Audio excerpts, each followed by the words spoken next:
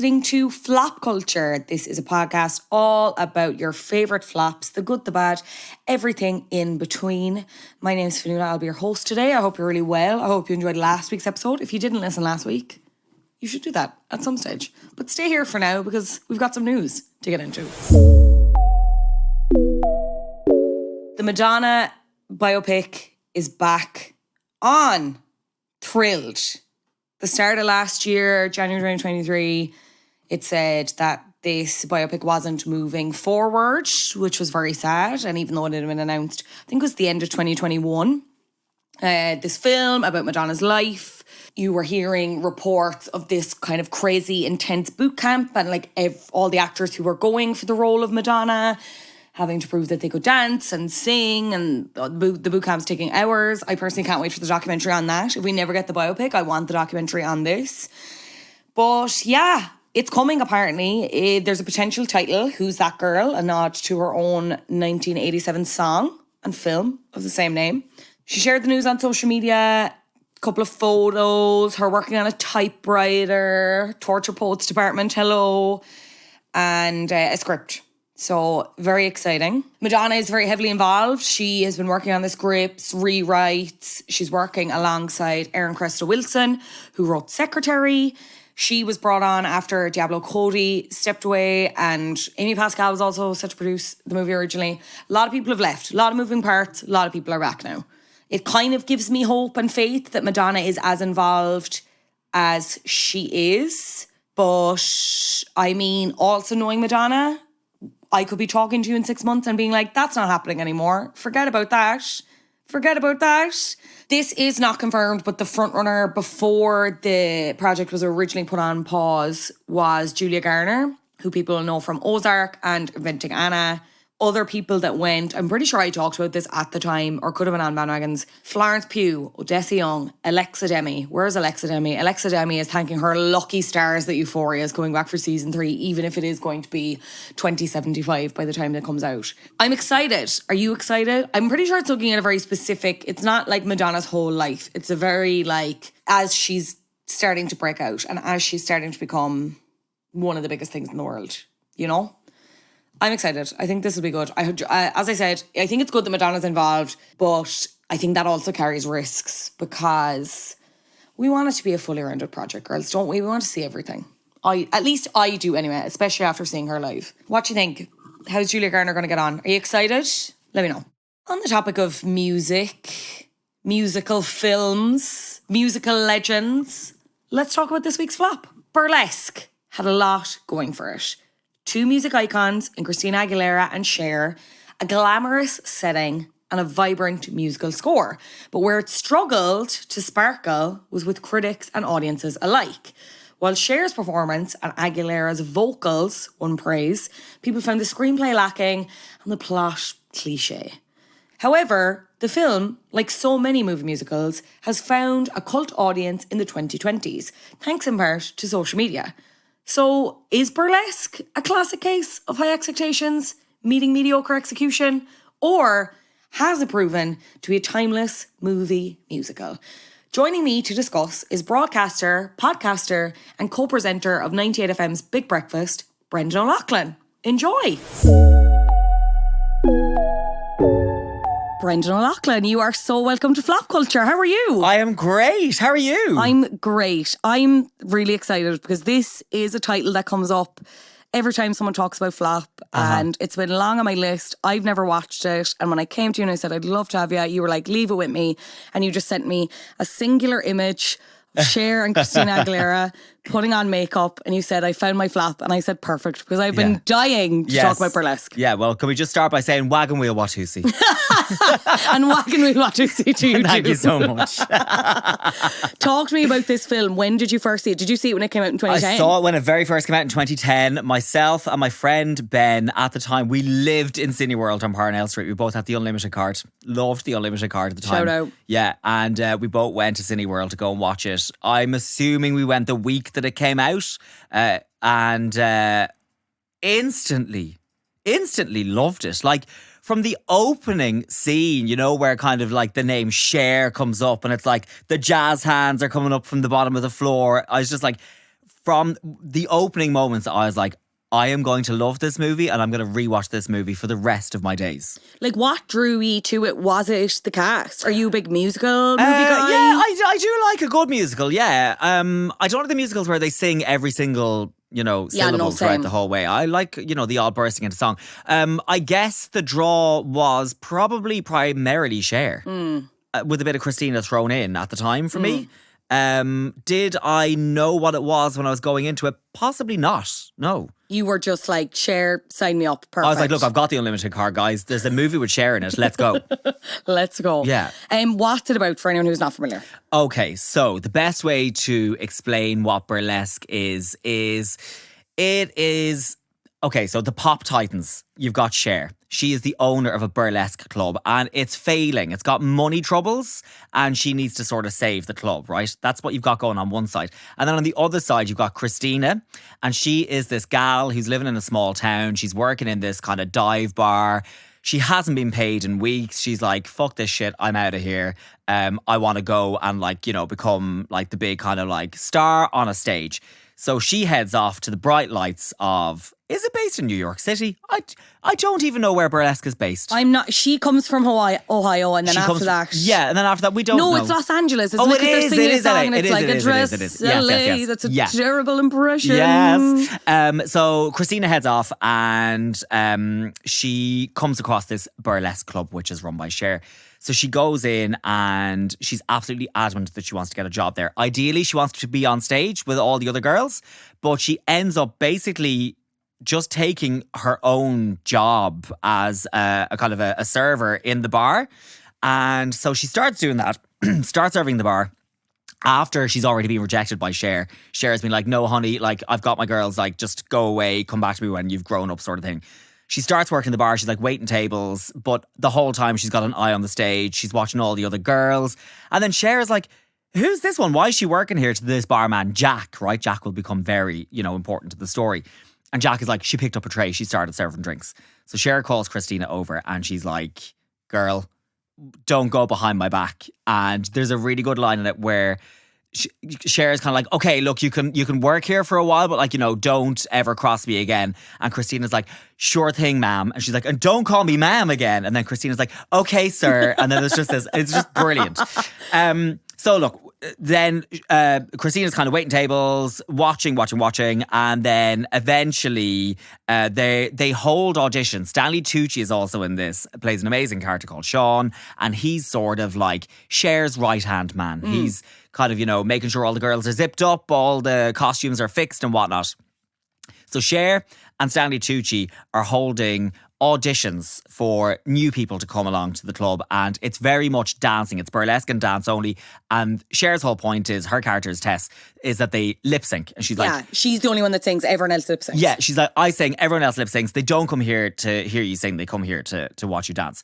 So they have these auditions and Christina's floating around, but she hasn't had the opportunity to audition. And Stanley and Cher, Sean and Tess are sitting there, and all of a sudden Christina comes out and she's like, I'm going to audition. Like, I want my place in this club. And she comes out and Cher's like, I don't want to hear this. And she's like, I can do any number. And this is where we get the iconic line of Cher's like, Christina's like, what do you want from me? And Cher's like, I can't tell you. She's like, you gotta show me. And she's like, I can do any number. What number do you want? And Cher is like, Wagon Wheel 1-2-C, and screams it. And then Christina flings herself around the stage and ends up landing herself a role in this failing club that we know from behind the scenes. So Christina joins. She's dancing away for a while. There's another character called Nikki. Nikki is the workplace cow. Yeah. That's the fair absolutely kind of way Kristen Bell plays her, and I do want to come back to that. Okay. Because I might have an issue with it. But yeah, Nikki is like the lead girl, but yes, clearly struggling with alcohol and like taking the piss, turning up late, and is just, as you said, bit of a wagon. Yeah. Bit of a bitch to the other girls. Totally. So one of the days she does turn up late and has been drinking, and Cher's like, Tessa's like, I can't be arsed doing this with you anymore. Like, Ali's gonna get your role. Yeah. So Ali goes out and is ready to perform, but sure enough, Nikki is conniving behind the scenes, whatever, Yes. knocks off the music so she's not able to lip sync. Yeah. But lo and behold, as we've already seen, Ali got Yes. pipes. Ali can sing. Yeah. So this is Christina's, Ali's big moment where Nikki's pulled the plug at the sound desk, and there's this whole really ridiculously dramatic moment where Ali's standing on stage, Nikki's pulled the plug, and kind of everything goes deathly silent. And then Ali just sort of like breaks into that Christina powerful vocal that we all know. And Tess is like, lower the curtain. Then Ali starts singing, and then she's like, wait, raise the curtain. And then there's this whole massive moment where Ali comes into her own, performs a live vocal in the club for the first time since Tess has done one. The crowd go wild, and then Tess turns around and goes, I'm building a whole show around you. And everyone does a clap. Yeah. And it's incredible. So it's so good. So then, so you've got Christina / Ali trying to, get her star rising, and then on the other side, then you've got Tess trying to save the club. So kind of behind the scenes, we know that like they're in serious financial trouble. A guy called Marcus Gerber has made an offer to buy the club, but he's played by Eric Dane. He seems a bit like sleazy and slimy. Sleazy, like seems to be seeing Nikki always at the club. Different girl every week kind of vibe. So this deal is being kind of like struck by Tessa's ex-husband, who she was involved in the club with. And Tessa's just like, no, like I'm not selling my club to this man. But he knows that like she's financially fucked basically. Yeah. So he's like, this is a really good offer. And there are several points throughout the movie where he comes along, he's like, offers her more money to take the club. And she's just like, I'm absolutely not going to sell. So yeah, you've got Christina and her star, Tess and her fading club, and then you've also got Ali and Jack. So Jack, the barman, played by Cam. Is it Gigande? I've actually never known how to pronounce. I was afraid you were going to ask me how to pronounce it. Yeah, I think it's Gigande. Anyway, Gigande. He plays James in Twilight. For anyone for the twihards. Yeah, I'm not a twihard at all. I've never seen it, but yeah. So the girlies will know. Yeah, the girlies that are listening will know. Yeah. I remember at the time when I went to see Burlesque, I was like, I have never seen a man so hot. I fancied him so much. Even at the time, the guy liner, the bowler hat, I was into the whole lot. On a rewatch this week, I was like, maybe not so much. Maybe not. Did anyone else catch your eye instead? Marcus? Stanley Tucci. Like, Stanley Tucci's right. Yeah, I mean... And just like he's acting. So handsome. Now, I will say all of the performances are really good, but like he's acting rings around like the less good ones. 100%. Yeah. And actually on like the rewatch, I noticed that, like, I love this movie. I'm a diehard fan. Everything inside the club is brilliant.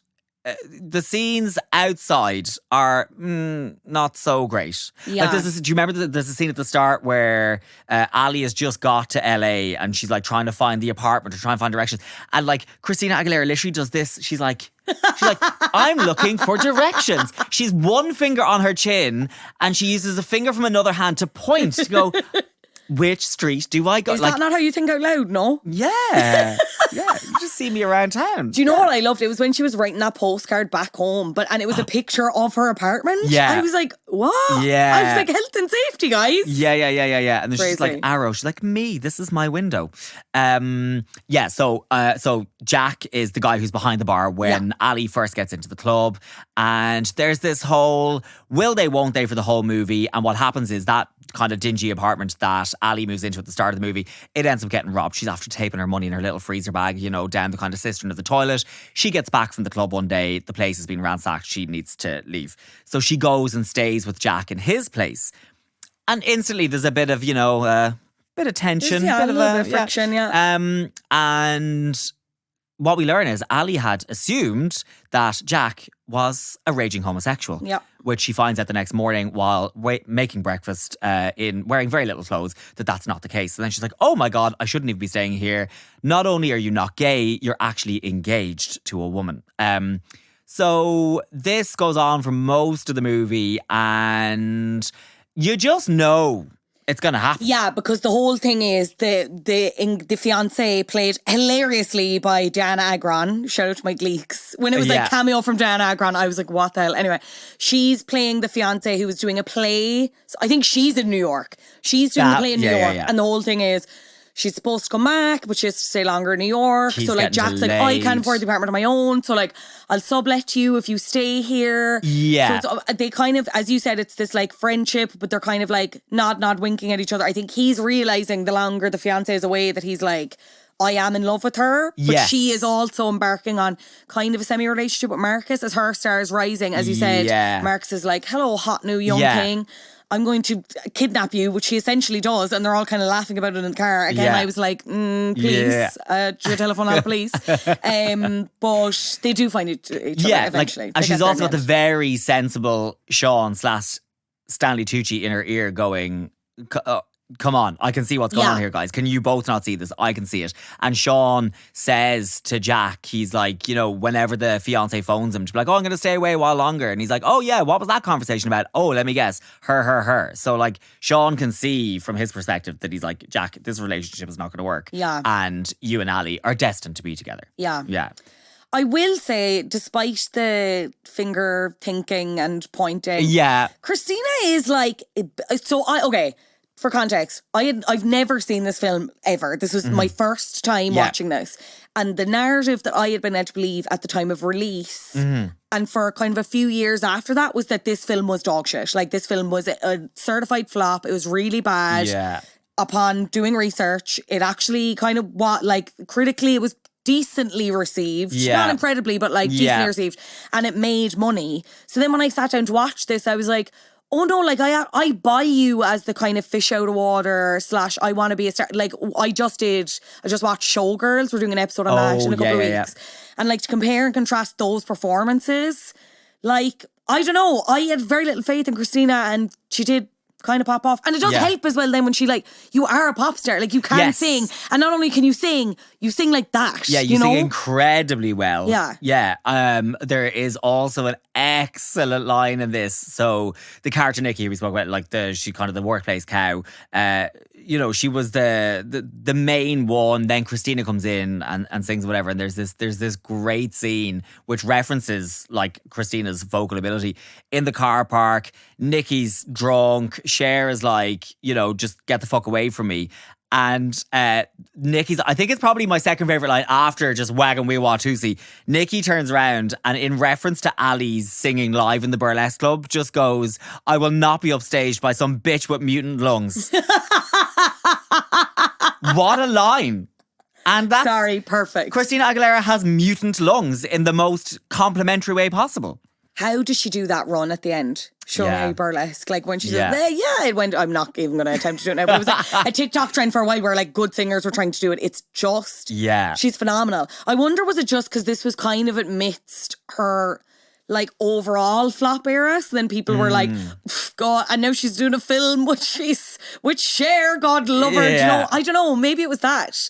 Yeah, like I don't think, like obviously I don't think it's a bad movie. Oh no, like I don't think it is. I gave it 4 stars on Letterboxd and I said Christina Aguilera could do Wagon Wheel, but Nathan Carter couldn't do Wagon Wheel. I'll tell you that right now.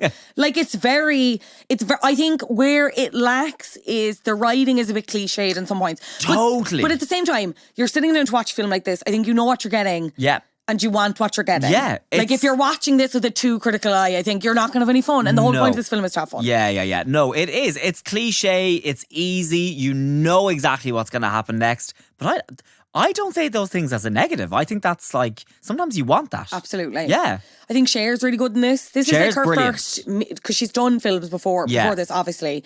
But this is her first musical film. Snap out of it. Just, she's so good. Yeah. I found the relationship between her and Christina like actually very tender on screen. Again, despite the fact you had all these rumours while shooting that apparently they didn't get on. Oh, really? Now, like, depending on what you read, like, they Entertainment Weekly did an oral history of it in 2010 for the 10th anniversary. So they got together, like, the director, your man, Anton, Yeah. And they talked to Cher and they talked a bit to Christina. Stephen Anton, I should say. I'll come back to him in a second. Now, Christina's answers were very much giving, like, I emailed these. Right. Now, that's my own opinion. Maybe Okay. she didn't. Yeah.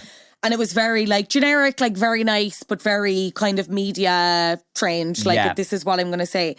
But they were kind of talking about the casting process and the fact that because they wanted someone with such a huge voice, it was always Christina. There was never anyone else that they were looking at. Yeah. For Tessa, they were looking at, they were considering maybe Queen Latifah or Michelle Pfeiffer. Okay. I'm not sure I buy either of them in the role of Tessa. But basically, they were saying that, like, when they were kind of making the introduction with the two of them to try and, like, work it out and see if it would work. Yeah. That Christina was, like, obsessed with Cher and obviously idolises Cher and was essentially like, I think Stephen went to Cher and was like, this girl would drink your bathwater. Yeah. And when they did introduce each other, Christina was like, hi, I'm Christina. I'm the girl that would drink your bathwater. Coming on too strong. Cher was like, the desperation. I'm not into. You just know that you need to probably play it a bit cool around Cher. I'd say Cher was cringing a bit. You've been too keen. Yeah. Maybe that's what happened. Yeah. And then Cher kind of like lent into the power of like, bitch, I'm Cher. I think so. Yeah, I think so. But that scene in the mirror, like where they're talking about, like, you know, her not having a mother figure in her life for like so many years, whatever. Like the words used perfectly is tender. Like they had some amazing scenes together. And Cher says she loved that scene, and she said, I think she said it was kind of improv, but she said it just reminded her of like her growing up as a young girl and putting on her own makeup. Like it's so beautiful. But they shot a lot of their scenes. Because this is the other thing as well that you glean from the oral history that I'm kind of like, they were kind of putting it down to scheduling issues, which it could have been. But I think they had to front load all of Christina's scenes and then do with like the solo bits and then Cher's and then just get them together when they could. Okay. Now, I will say also, two very busy people. It's probably very likely, but Yeah. That's interesting now. I want to come back to what I was saying about Kristen Bell as Nikki. Yes. I don't think I buy her as a villain. Thoughts? Oh, do you not? Kristen Bell, and I think it's... Is that because you associate her with Frozen? Well, Frozen, like Veronica Mars, The Good Place. She's very... Now, I will say I kind of bought... I bought it more as the film went on. Yeah. But there's a part of me that's just like, if we were to recast that, who would that be? I don't know. Did you buy it? I bought her, absolutely. Yeah, I totally bought her. Like those scenes in the dressing room where she's like, "Get off my stuff." Like, look, it's not exactly the toughest role in the world, I'd imagine. True. But no, I bought her as she did it for me. I liked it. Yeah. If we were to reboot it or recast, anyone in mind? Oh, who would we put in there now? I wonder would Ariana do it? Yeah, she would be great. There has to be a bit of like dancing, and you have to have the humongous voice. Yeah. I mean, she's got a huge Gaga could voice. be Tessa. Gaga could definitely be 100% Tessa. I mean, what I would love to see is like, you could reboot, but like I'd also love a sequel. I mean, do we need it? Absolutely not. But a sequel with like, have we got like Jack and Ali have had a kid and maybe we've fast forwarded a few years and maybe like her kid and Nikki's kid are like the young ones on the stage and we're going on from there. Maybe there's jeopardy and Cher is about to lose the club again and maybe the gals save her again this time. Or it's like on the theme of the topic of the child. So they have a child. It's like you're with the child wanting to pursue burlesque performing or like performance of some kind, and Ali's like, no, you can't. Yeah. Christina would kind of slay that. Yeah. We never need sequels, but we do love them, girls. Don't we? We don't need them. Truly. Yeah. Truly. But would be here for it majorly. Yeah. Obviously, the music is phenomenal. Incredible. We have Tricky Stewart as the music producer. He'd done like huge pop producer in his own right, and Diane Warren wrote a load of the songs, and Christina wrote is co-writer on a few of the songs as well. Like that's the thing. The music does stand up on its own. The music completely stands up on its own. Yeah, it's so good. I remember when we went to watch it the first time, the standout song for me, like there are huge songs, like, you know, like Welcome to Burlesque is obviously massive, Express is huge, there's some really amazing ballads at the end, but it's that song that's smack bang in the middle that Cher does. It's her solo, You Haven't Seen the Last of Me.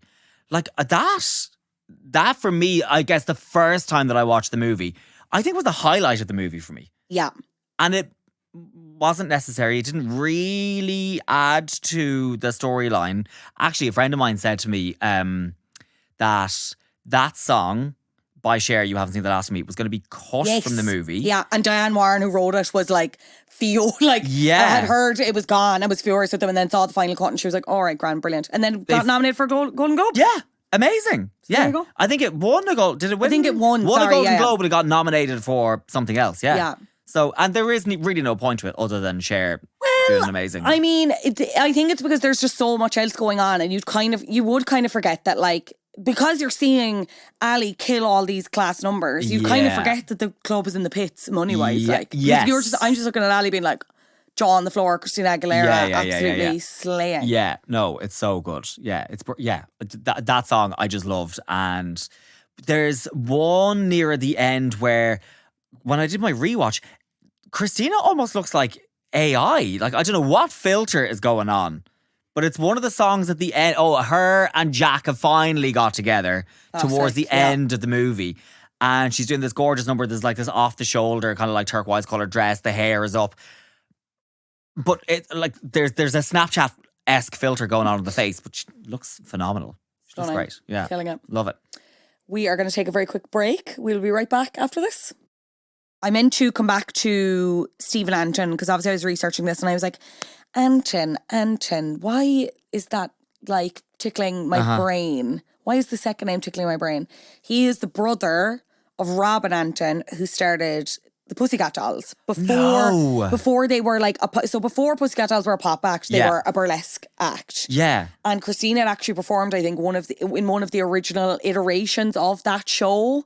So he obviously had all this experience of like seeing the shows or whatever that Robin had done. Yeah. I just thought that was so interesting. And then he went on to, Robin went on to do like, the reality shows, which we will do on Flop Culture at some point. It's given the search for the next Pussycat Doll. And they did one on when Girlicious was formed. Because I think that was Girlicious formed off the back of that show. Anyway, he went on, because I was like, what other credits does he have? And there's nothing else that stands out to me bar literally search for the next Pussycat Doll and Girlicious. I was like, classic. When you mentioned the Pussycat Dolls there before they were a pop group, have I misremembered this? Or was my first introduction to the Pussycat Dolls in Charlie's Angels Full Throttle? Were they in that movie?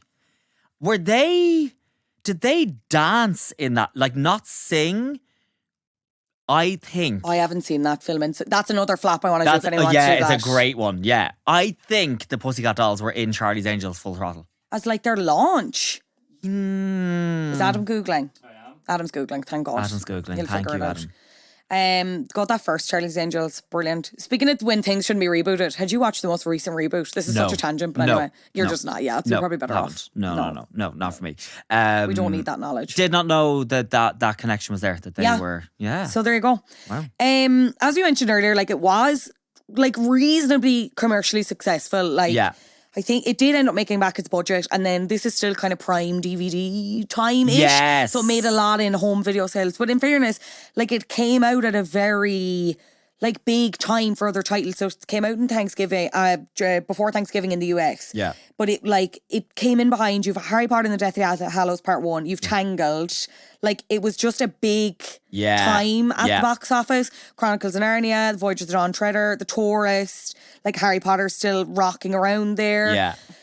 Like that's stiff competition, especially when you're considering all the other things we mentioned where it's like Christina probably wasn't being taken as seriously as she had been previously. Yeah. And Cher, look, we all love Cher, but there is an element of like, we're watching this because it's camp and not because we think Cher's going to turn out an amazing performance. Even though she did. I would argue she did. She did turn out a great performance, but we're absolutely going in there because we want high octane, camp, just good old fun. Yeah. Yeah, you're not going in there being like, this is going to be the most credible thing I've ever watched. Yeah. Yeah. But again, I'm not sure that's what you want from it. Adam has the information now. I have information. Some of the Pussycat Dolls appeared in the 2003 film Charlie's Angels Full Throttle, dancing to Mancini's The Pink Panther theme. Brilliant. So you didn't misremember. Go me. Wow. Oh, you. Well, what useful information I retain. That's what Flop Culture is all about, having really useful information. I want to put a couple of reviews too. Well, actually, I just want to put one because as I said, it was like generally the reviews were mixed. Yeah. The cast performance was praised, the soundtrack, the writing was criticised for being cliche. Yeah, fair. There was one review from Variety that I thought was interesting. They said, the film wants to be cabaret but lacks the edge and historical context to pull it off. I would argue you go too edgy and you get something like Showgirls, which we're going to talk about it on the Showgirls episode. And I don't need to keep coming back to it, but like Burlesque is a predecessor or whatever the opposite of that word is to it. Yes. Followed it. Yeah. Showgirls is too edgy in some parts and it doesn't pull it off. Yeah. You know what I mean? And it's ham-fisted and it's weird. Whereas like, I think they dealt with everything. Like, it's a bit surface level, but like, so what? You know what I mean? Yeah. I don't think we needed to see like, God forbid anything terrible happened to Nikki or whatever. We got that she was like a drunk and then somehow managed to pull her life together. Yeah, Brilliant. exactly. Perfect. Yeah. She's like, I want to be back in. She's like, okay, you're back in. And surface level is a great way to describe the entire movie. Like, you really don't have, like loads of sort of like B storylines going on. It really is just about trying to save the club for Tess and trying to get on stage for Ali and that sort of it. Like, I think... And yeah, the writing was criticised. I think everyone getting involved in this movie knew exactly what they were getting themselves involved with and were happy for it to be exactly what it is. And the reason that I certainly rewatch it as many times as I do. Yeah. Yeah. Absolutely. In fact, when it actually came out, God bless the unlimited card, I went to see it a second time. And no, I did.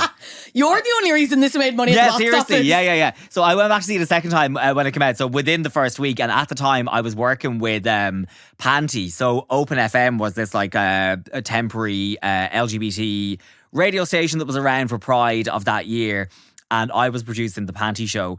And so I meet Rory every week and we'd meet up and have a kind of a production meeting, whatever. And he was like, what did you do? And I went, I went to see Burlesque again. And Rory O'Neill, Panty Bliss, turned around to me and said, you're so fucking gay. And I was like, you're the Queen of Ireland. Yeah. I was like, okay. Scalped by a drag queen. Scalped there you by go. Panty. Yeah. There you go.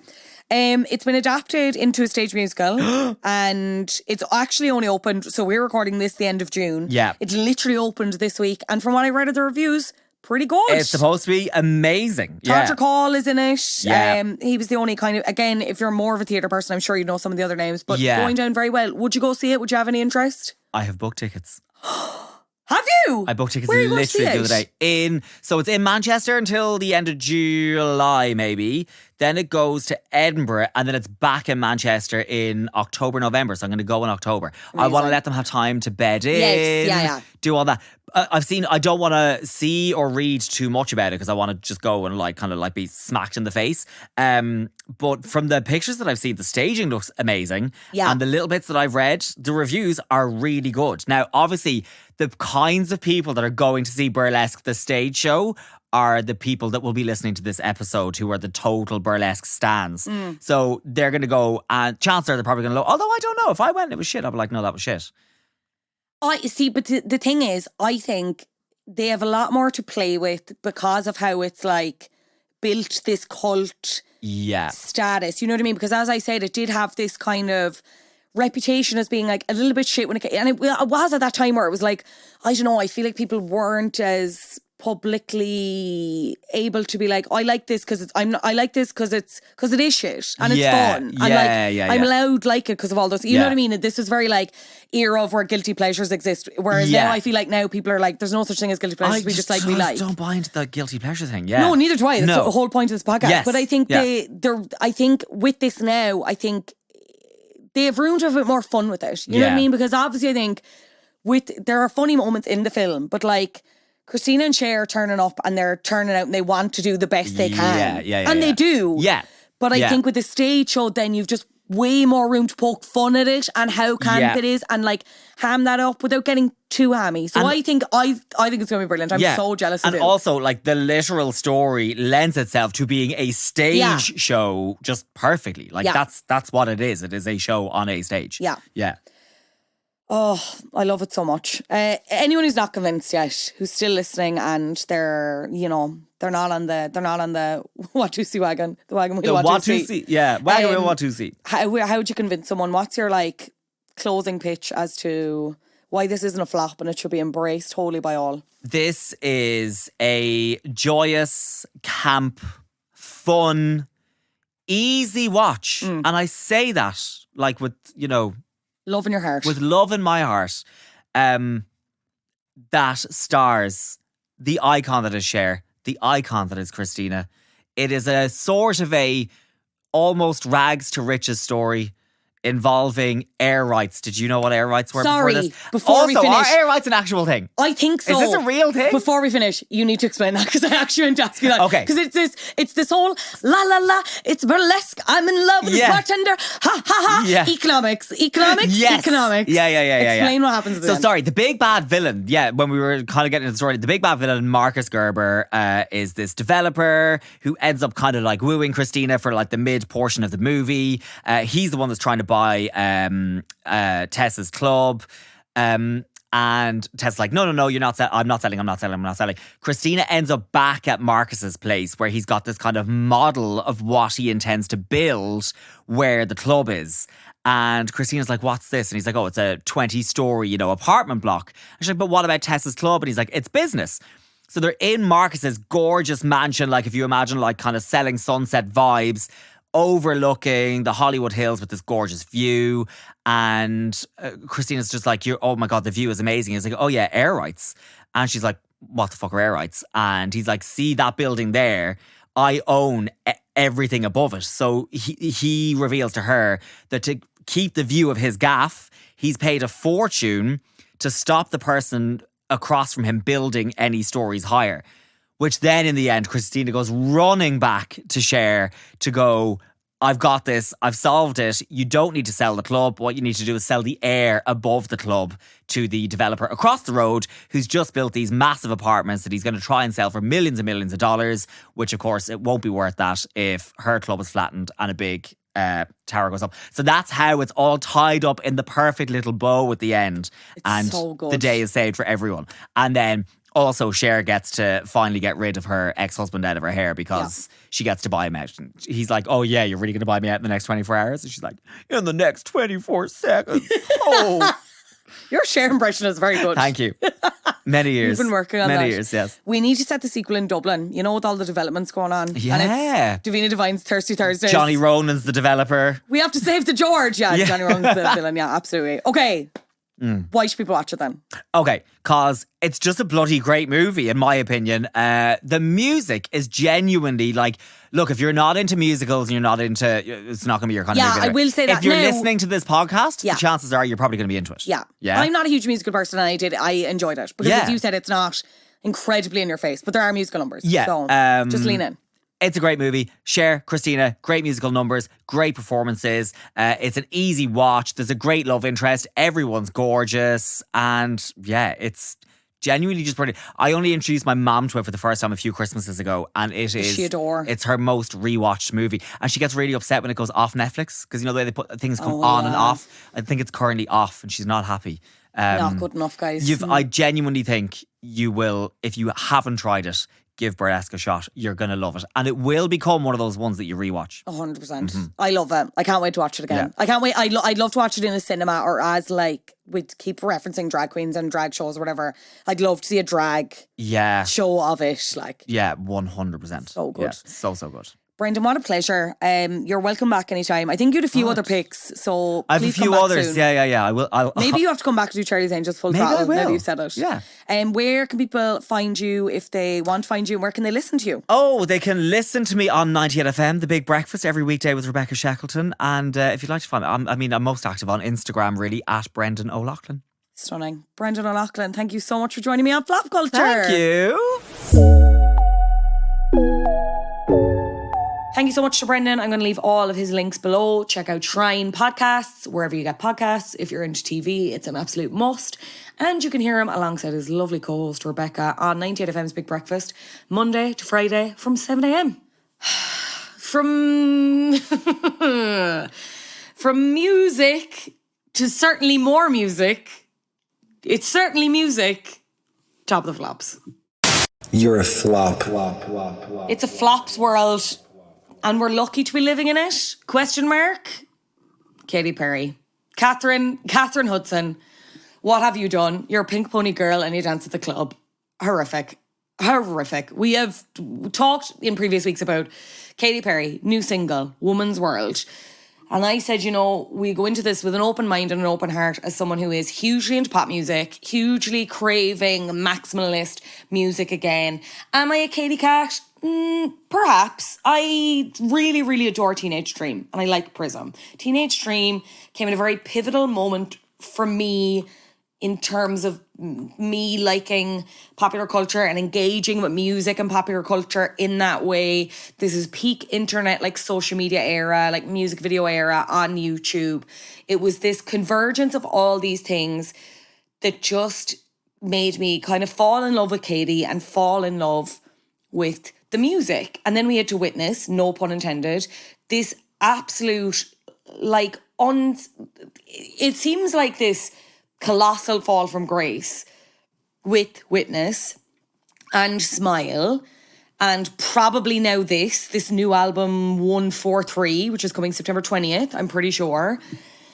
Like nothing we've ever seen in pop music before. It was just like needed to be studied in that way. You know, like it was just, that felt fascinating to me. But as someone who, I love an underdog, I love a comeback story. I am very millennial cuspy Gen Z in the sense that I have such a want for the quote unquote old girls to come back. Like the girls that dominated my like time as a teenager and young adult to come back and light the charts up in a way that is exciting, original, fresh, doesn't feel try hard. Nobody has wanted that more than me. I felt like enough time had passed. She went away, she did the TV thing. People had largely forgotten about the flops, and those that didn't, I think there was kind of an opinion of, well, she's hit rock bottom. It can't get any worse, can it? But it just quite simply can. I don't know. And as I said, we went into this with an open heart and an open mind. I did anyway. With the knowledge that she has gone back to a producer that gave her so much success in that Imperial phase that she had, Dr. Luke, a huge factor of the success of Teenage Dream and Prism. And there is an argument to be made for, well, the minute she started flopping was when she stopped working with Dr. Luke. This return to collaboration with Dr. Luke coming after Kesha's allegations and accusations of sexual violence, sexual assault against Dr. Luke, which he has categorically always denied. Katie had come out in support of Kesha. I mean, I cannot understand the thought process of, okay, I have built up all of this goodwill. It's been ages, but people are really longing for me to come back, my music. I'm the reference when anyone ever mentions like maximalist, stupid, kind of thoughtless pop. How do you get from that to being like, so what I need to do is get back on to this lad who has faced like very serious allegations? Because look, the coast is clear now. Yeah, everyone was a little bit angry in the mid 2010s, but it's sorted now. People won't mind because people have overlooked it for other artists, which is true. They have. Like, Doja is continuing to work with him. As far as I'm aware, she is locked into some kind of legal contract thing, very similar to Kesha, that makes it so. Ethel Cain, I'm pretty sure, is involved with Luke in some way, signed to his label, has worked with him in some capacity. Like, the Kim Petras of it all. Lots of artists have continued working with Dr. Luke post allegations, post everything. And, you know, from her perspective, is Katie's like, well, yeah, they got away with it to a degree, and I'm way bigger and I'm way more beloved, and this is so my brand, so it won't matter as long as the song is good, right? Except, Catherine, the song has to be good. The song has to be good. Like, when the snippet was dropping initially, and, you know, the art comes out and I'm like, this is a cool aesthetic. If we're to believe everything that is kind of being teased, the reports, what's happening on the blogs, the forums, you know, we're getting like hyperpop. We're getting something in the vein of Never Really Over, like the Alesso stuff, the Zed stuff, which was like very interesting and not just straight in the middle pop, we'll say. Like, it had a bit of like edge to it. And I don't know why anyone ever assumed she was ever going to give that when Katy Perry is respectfully the most edgeless artist you'll ever meet, as we've since learned. But anyway, you're seeing the single cover and you're kind of like, okay, maybe we'll have something here. Do we know if she's working with Dr. Luke? We don't know yet. We obviously got confirmation then. Then you're hearing the snippets, right? You hear the snippets. Sexy, confident, 2, 3, 4, so intelligent. And I'm waking up in a sweat, girls, because I'm like, this can't be it.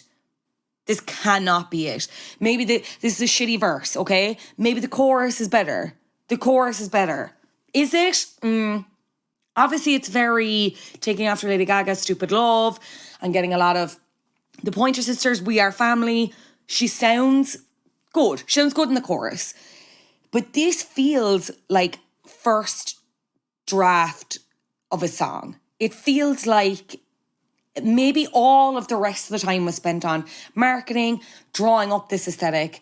And it was like, okay, Katie, can you bring up your homework, please? And it was sexy, confident, so intelligent, she is heaven sent. And like, I'm just wondering, when was the flop era so severe for her previously that she just doesn't realize kind of how to be in on the joke anymore? Or maybe it's that she's gone too far the other way and it's like she's willing to make a laughing stock of herself. But with that, again, she's not even really conscious of it. Because I feel like where Teenage Dream really popped off was that it was very tongue-in-cheek. It was very silly. It was like kind of like she is sexy, but like the whipped cream out of the tits, not sexy to me. I don't know. I'm not going to speak for gay women or men, okay? Respectfully. If it's not sexy to you, let me know.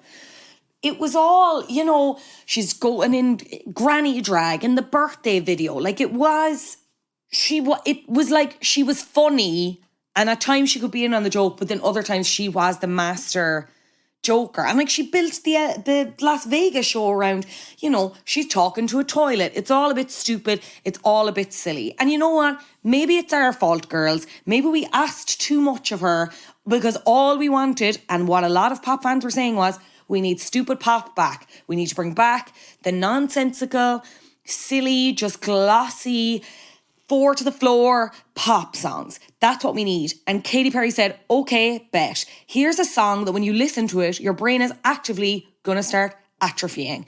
And I'm not trying to be like really, really harsh, because if I'm being completely honest, I think there's a nugget of a good song in here. I think the celebrate, we ain't going away. Sorry that I did that. There's something in that. And there's something in the chorus. And the production, Dr. Luke is a scumbag. The song sounds good. The verses are just so, if you're going to be like funny, tongue-in-cheek, haha, and commit to a bit, is as she's trying to do now with this music video, which we'll talk about in a second, that needs to come across in some way. In any way. Because it's not even like fully committal girl boss in the lyricism. She was born to shine. Okay. And what? Good for her. Go girl, give us nothing. You know what I mean?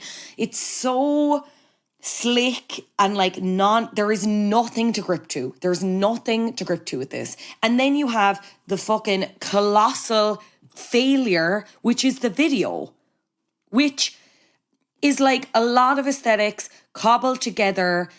And at the core, it's like, I'm really hot and I'm willing to get naked again, but I'm not kind of naked in a joke way. You know what I mean? I'm like naked, sexy Rosie the Riveter, but obviously we're all only messing here, guys, right?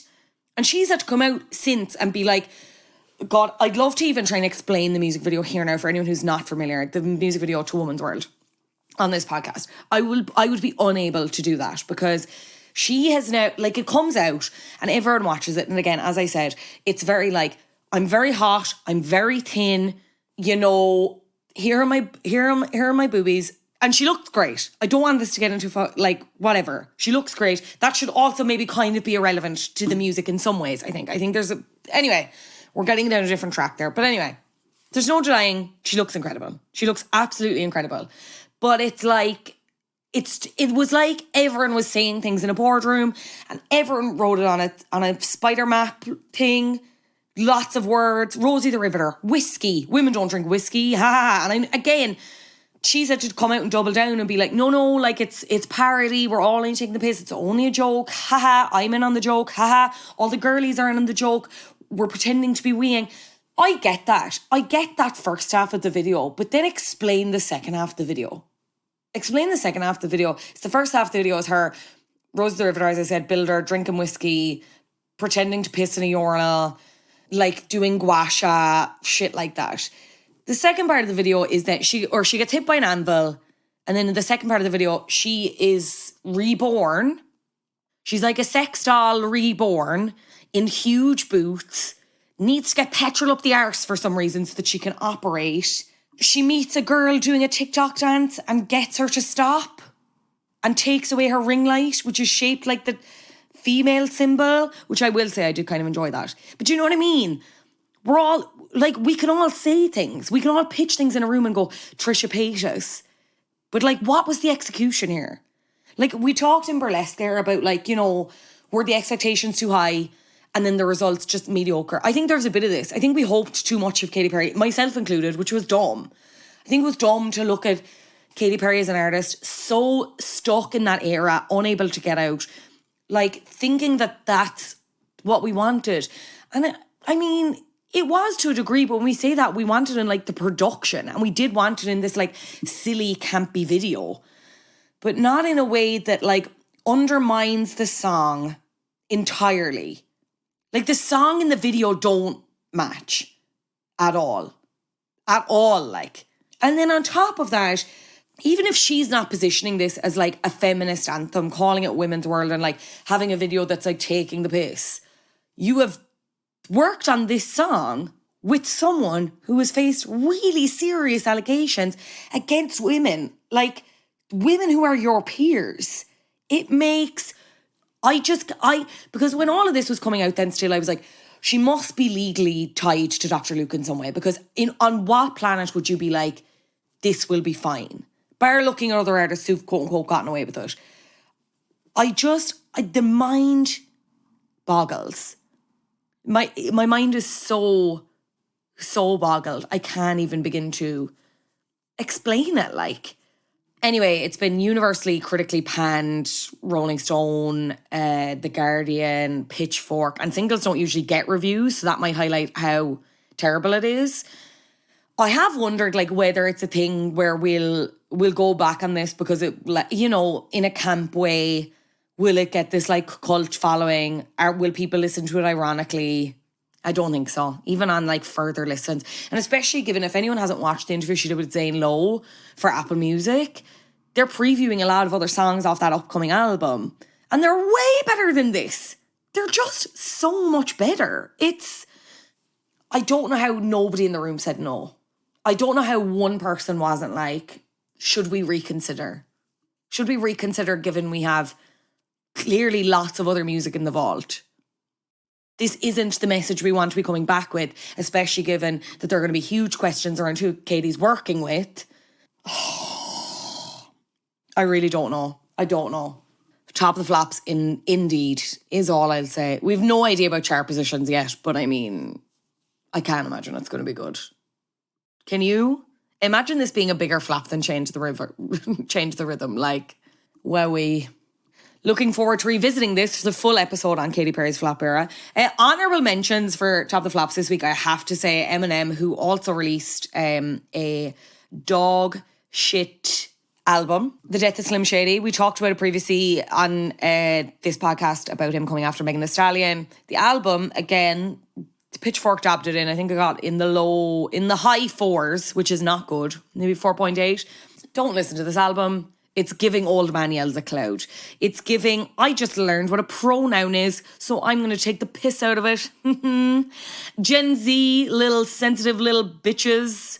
Like, log off. Like, Eminem, retire, bitch. Retire. You can afford to retire. I will never understand old people continuing to work and continuing to work badly when they could simply not. Capitalism's not going to shag you. Anyway, I think that's it. Thank you so much for listening to this episode of Flop Culture. It has been edited by Adam Shanahan. If you want more content, you can get it over on patreon.com/flopculture. Coming up, myself and Cian Sullivan will be listening back to all of Sabrina Carpenter's previous albums ahead of her new album, Short and Sweet. See how we got on with that. Hello to some new patrons. Hello to Alana. She's just got a year subscription. We love that. She's here for the year, hopefully. Hello to Alison. Hope you're well. If you want to hear anything particular, Alison, get in touch. Hello to Al Boggs. Al wants live shows, and I'll tell you what, Al, you just might get them. Hello to Shannon, great to see you and have you. Hello to Patricia, new to the Patreon. Hello to Claire, who's also signed up at patreon.com/flopculture. And hello to Stephanie. I'm so delighted to have you all. If you want the audio only, you can get it within the feed on Apple Podcasts. Please leave a 5-star review. It helps people find the podcast. And we are on social media at flopculture_pod. Don't forget, as part of Lighthouse Cinema's 1999 season, myself and pop culture king extraordinaire Owen Keane will be hosting a screening of 10 Things I Hate About You, August 14th. What are we going to wear? I don't know. We'll find out. I'm really excited. But that's all for this week. Until next time, bye-bye.